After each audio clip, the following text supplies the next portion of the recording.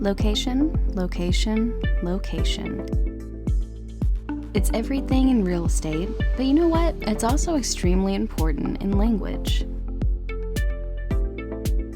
Today we are talking about prepositions, which have a lot to do with location, though they have more functions. So, what is a preposition?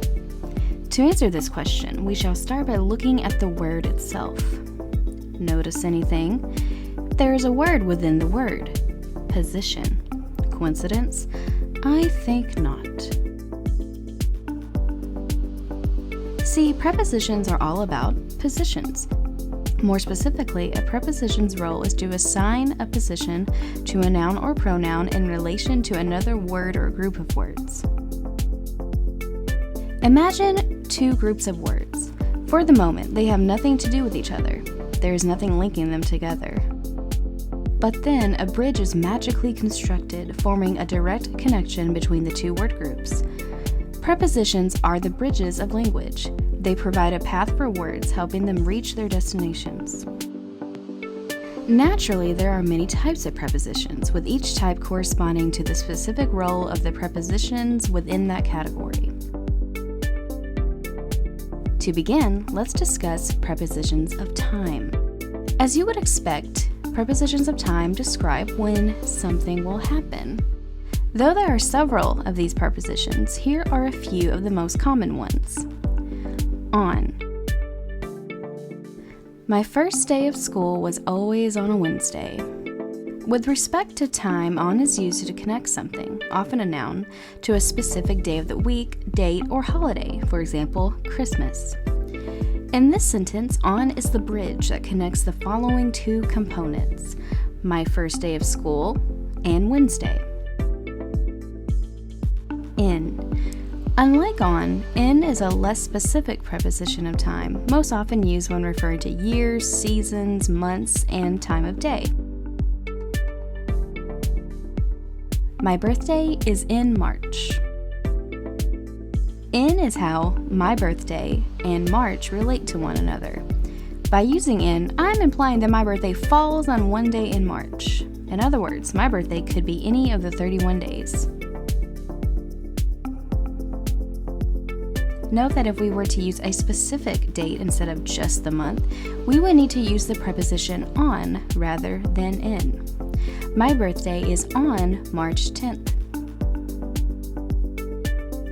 For our last preposition of time, we will discuss at. When time is involved, at is typically used when referring to a specific time on the clock. Your appointment is at 8 a.m. on Friday. A highly specific preposition of time, at links your appointment to 8 a.m. Being a punctual individual, you will of course arrive on time for your appointment. If it is a doctor's appointment, however, we both know that the doctor will be late.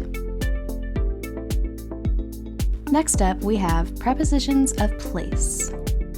These puppies are probably what you think of when you think of prepositions, assuming that you ever think about them in the first place. Interestingly, the prepositions of time we described earlier can also function as prepositions of place. On. On is used when referring to an object that is sitting, standing, or lying on some type of surface. For example, my book is on the table. On gives us a location, telling us where my book is by establishing a spatial relationship between my book and the table. In. Even though on is an effective preposition of time, it isn't always the best option for the situation. When on doesn't quite work, in is often the solution. Use in when describing something that is confined within something else. The eggs are in the fridge. Though stranger things have happened, the eggs are not sitting on top of the fridge. Instead, they are placed in the fridge so they retain their freshness for as long as possible. At. I'll meet you at the park. Once again, at provides us a location in respect to you and the park. Prepositions of movement. The prepositions in this category are all about direction and motion. 2. To is one such preposition, and boy, it pops up everywhere in the English language. Just be sure not to confuse it with to, the number, or to, the adverb. For our next vacation, I think we should go to Hawaii. Here we use the preposition to in order to emphasize the fact that we want to go in the direction of Hawaii or toward Hawaii. To put it another way, the idea of driving or flying to Hawaii is the main point, not being in Hawaii. Through. Through is a fun preposition in movement, used to describe something entering or exiting something else. For example, the detective determined that the robber climbed through a window. This petty criminal started from the outside of the house, then entered the house by means of a window. Of course, to get into the house, he or she had to clear the window. So you see, through involves a start point, an end point, and something in between the two. Into. Combining the two prepositions in and to results in a brand new preposition of movement, into. Two shoppers are walking into a store. Into is used to emphasize the act of going inside something. In other words, into is about motion, while in is all about placement. For the next category, we have prepositions of manner. Such prepositions describe the way in which something occurs or the way something is. Like. Although like can function as many parts of speech, for example, conjunction, adjective, adverb, it often functions as a preposition of manner. Note the following example. She looks like a model. Here, like is necessary to link how the woman looks to something else. By using the preposition like, we are saying that the woman could be a model if she wanted to be, but modeling is not necessarily her profession. With. I would like a burger with a side of fries. In this example, with ties the following two things together, a burger and a side of fries. The burger and the side of fries are a package deal, and if I don't receive both at the same time, I will throw a fit. Yet again, we have the preposition on. Indeed, on can also be a preposition of manner. We shall travel on foot. As a preposition of manner in this example, on is describing how we will travel. Prepositions of agent/instrument. This type of preposition is all about connecting someone or something to the act of doing a thing. Prepositions of agent form the connecting bridge between the doer and the doing. By. The tree was hit by a car. In this example, by is functioning as a preposition of agent because it is connecting the thing that was hit to the thing that hit it. With. Have you noticed a pattern here? A preposition can fall under several different categories, depending on the kind of link it forms. The student takes notes with a blue pen. See how we are forming the bridge between how the student takes notes and an instrument? Finally, we have without, which is essentially the opposite of with. You can't open a treasure chest without the corresponding key. You need to open the treasure chest, but you can't do it without the key. Prepositions of measure. These prepositions relate a noun to a unit of measure.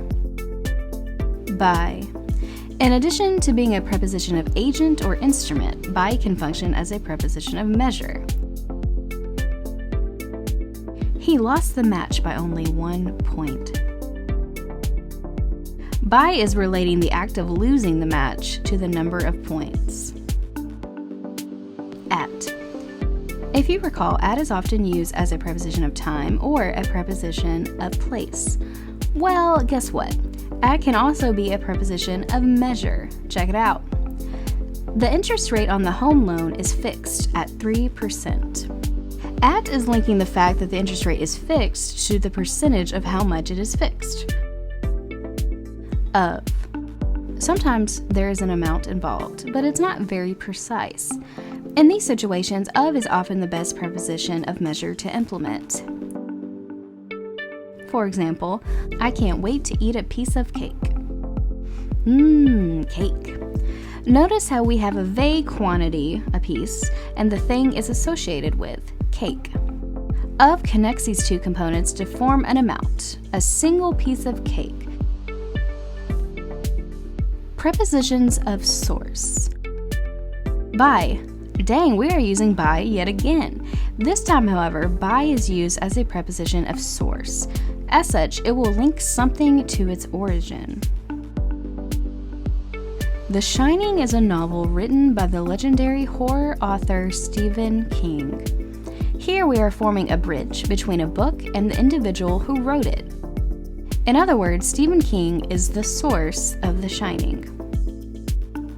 From. From is a common preposition of source, typically used to link one noun to another. She adored the gift she received from her husband. So a woman received a gift, but who gave it to her? Yep, her husband. Her husband is the source of her gift. And lastly, we have of, yet another preposition that can serve many roles. The creature is of an extraterrestrial nature. In this example, we are relating a creature to its source. Somewhere out of this world, perhaps on another planet or even another galaxy. Last but certainly not least, we have our final category of prepositions. Prepositions of possession. No, not that kind of possession. We are talking about ownership. Of. Wait, of again? Yes, I'm telling you, these prepositions have quite the range. He is the father of my children. Whether you hate him or love him, DNA doesn't lie, honey. See, the preposition of links the father directly to his children, demonstrating a possessive relationship. We could also write the sentence this way. He is my children's father.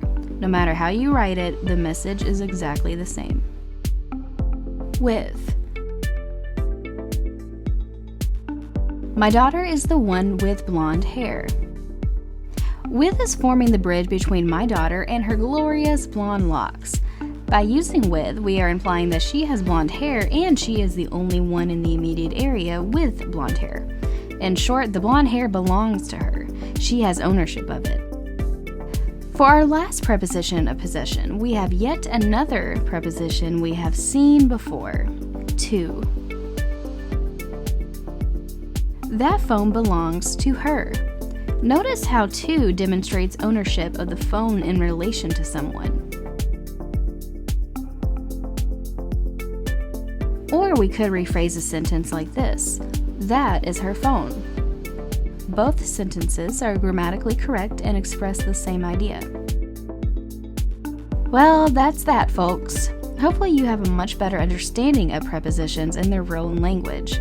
Remember, they are there to fill in the gaps, so ideas are formed and expressed properly and to their fullest potential. With prepositions, words can go anywhere and do anything.